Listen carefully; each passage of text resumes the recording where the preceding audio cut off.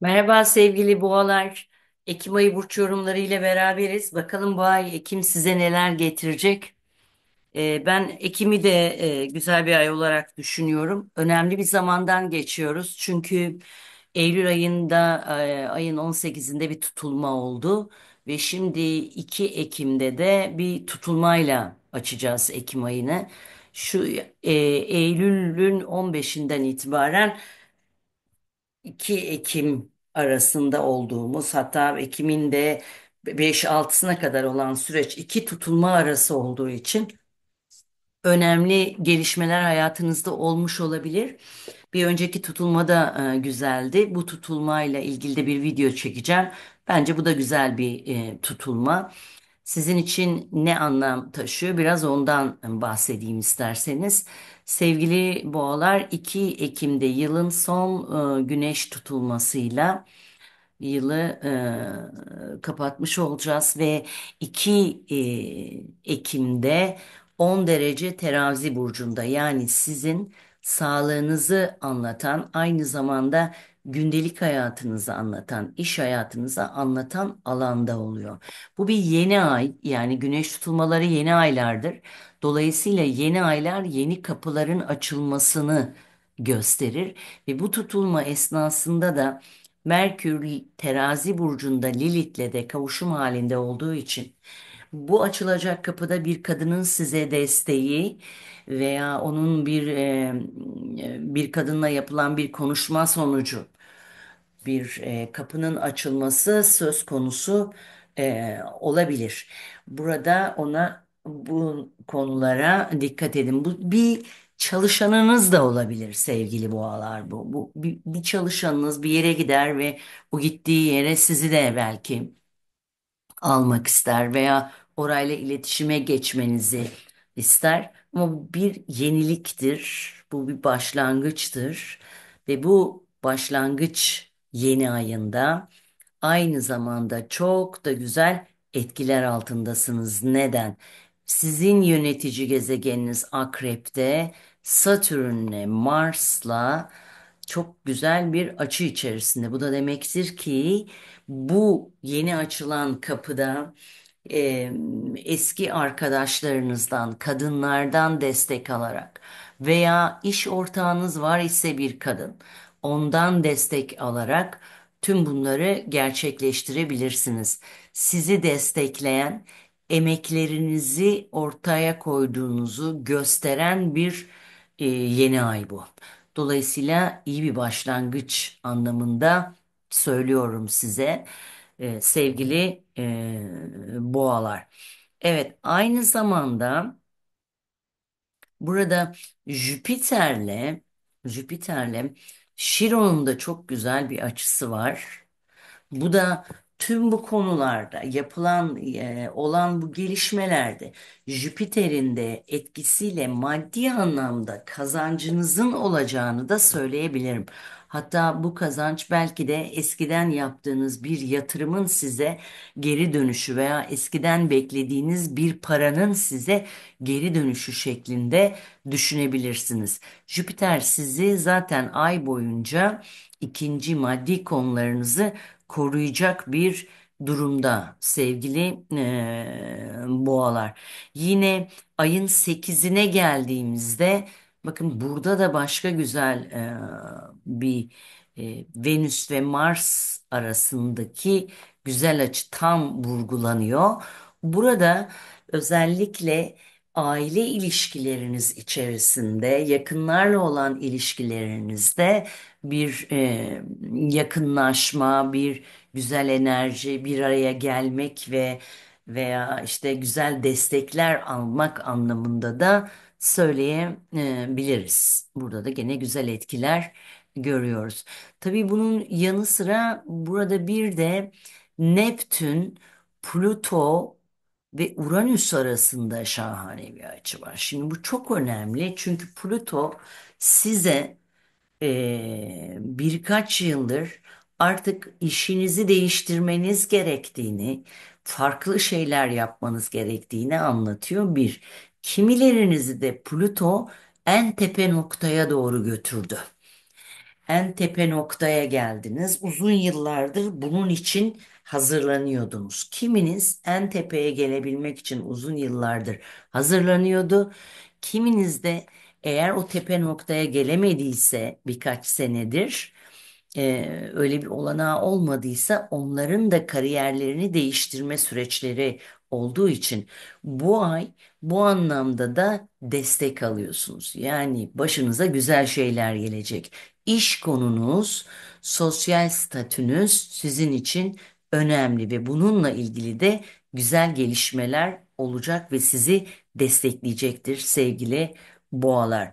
Venüs ayın 10, pardon Merkür ayın 14'ünde Merkür hareket edecek ve Merkür ayın 14'ünde Akrep burcuna geçecek. Merkür'ün Akrep'e geçmesiyle biraz özellikle evli olanlar veya uzun soluklu bir ilişkide olanların biraz ilişkileriyle ilgili iletişime geçecekleri ve bununla ilgili e, konuşmalar yapacakları, nasıl daha iyi bir hale getirebilirler veya işte nasıl daha tutkulu bir hale getirebilirler, bu konularda adım atabileceklerini anlatıyor.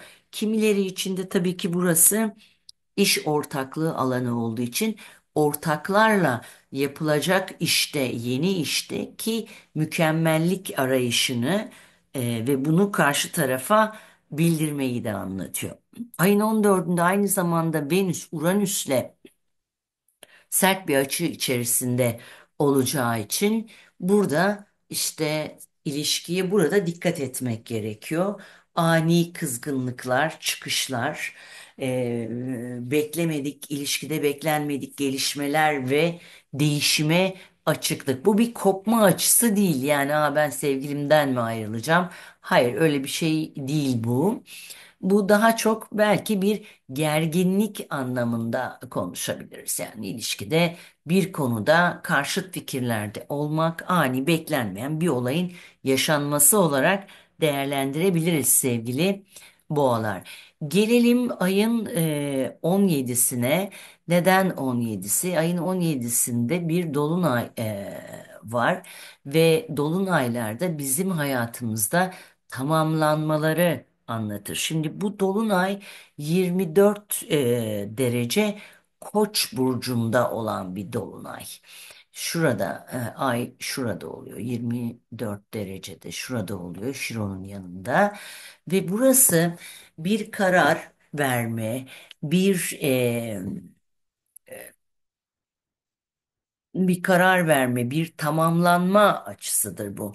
Özellikle ilişkileri vurgular ve sizin için bu dolunay biraz yeni ay gibi olmayacak, biraz daha zor etkiler taşıyan ve hem Plüto'dan hem Mars'tan zorlu etkiler alan bir dolunay. Yani ne karar verecekseniz bu işle ilgili olabilir.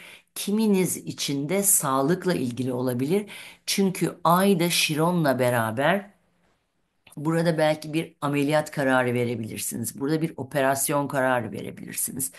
İyileşmek için bir adım atmanız gerekiyordur. Bu sizin için çok zordur sevgili inatçı boğa arkadaşlarım.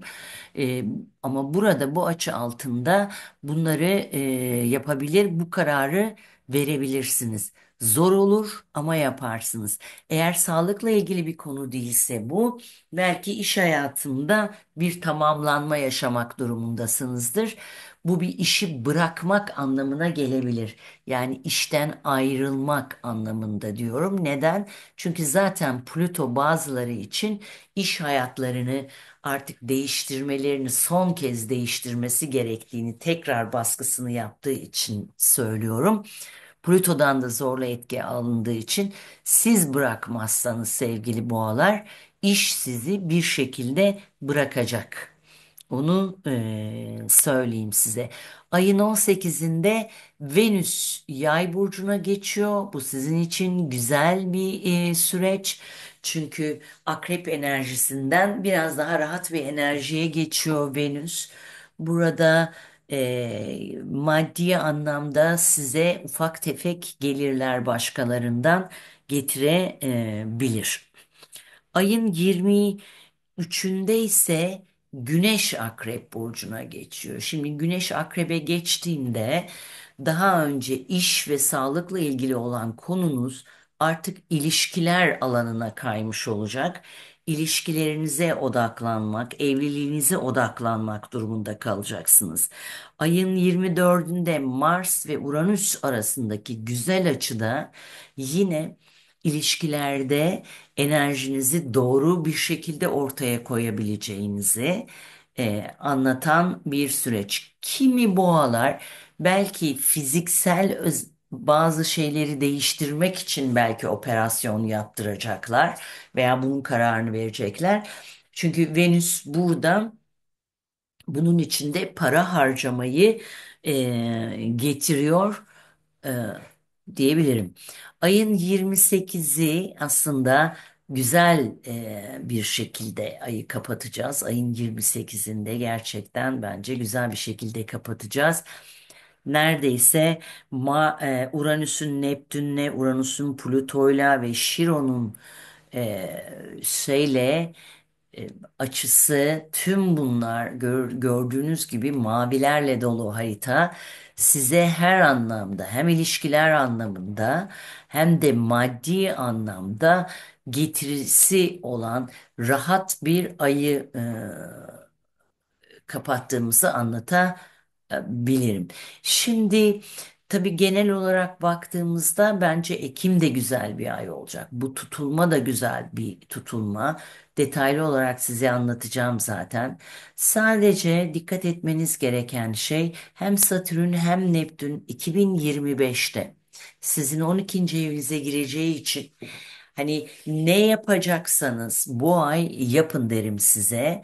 Aksiyonunuzu özellikle alın derim size.